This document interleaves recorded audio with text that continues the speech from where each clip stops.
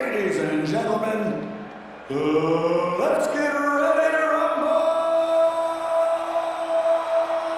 So, straight out of the box of Gamma 1, you get the hair with 3 faceplates for Super Saiyan Gohan, and for DL Customs, you get the hair with 4 faceplates. But before we even get to the faceplates, let's focus on the hair.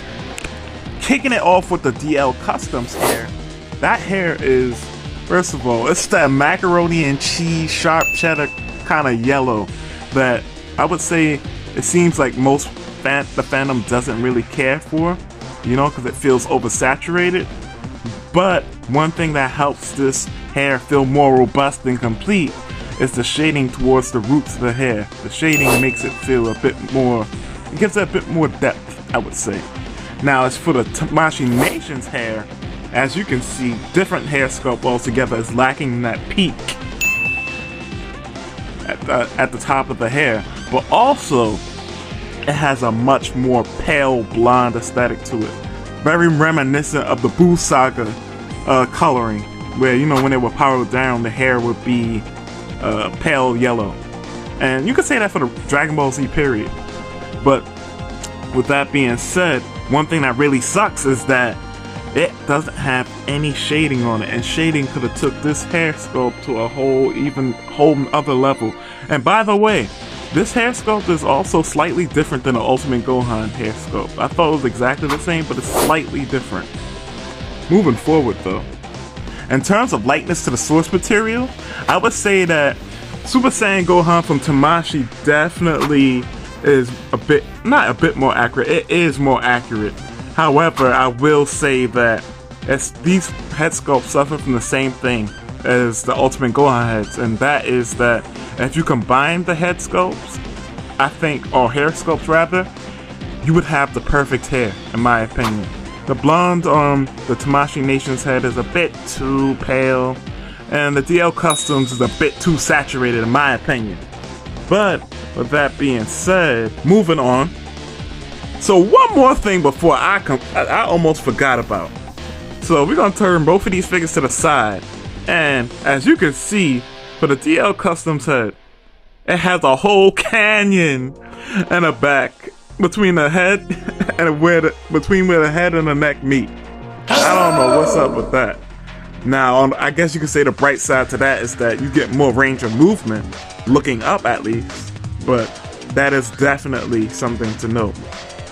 As for the faceplates, one thing I'll say off the bat is that for both companies, the prints on the faceplates are wonderful.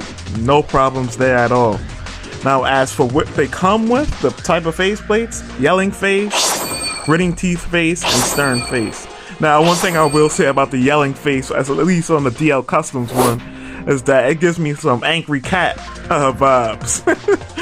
But, you know, that's just me. As far as the last faceplate that DL Customs comes with is the angry looking off to the side face, which does look good.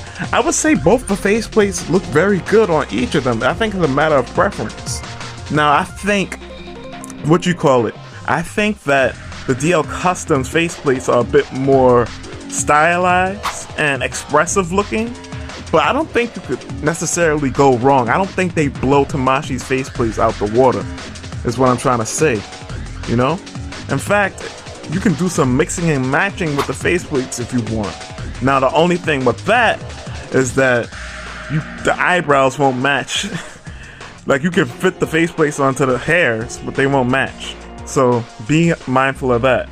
And all, I would have to say, if you can get your hand on the DL Customs, get it.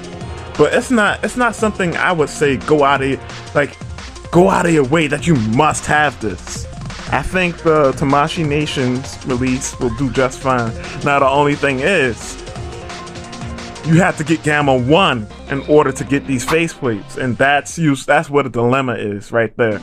Because if you don't want Gamma 1, then you're gonna have to just hope that somebody's selling them separately, or you're just gonna have to buy Gamma 1 and then sell off Gamma 1. But who's gonna want to buy Gamma 1 without the Gohan accessory? You know? Or maybe somebody out there will. Who's to say, right? All that being said, Don't spend an arm and a leg on a DL Customs version, because via my last video, I saw a lot of people saying that some of the DL Customs faceplates didn't have some of the best print quality. Now I will say the copies that I looked at weren't bad at all. Now Gohan was it was good, but it wasn't excellent. But both of these are excellent. With that being said, peace out.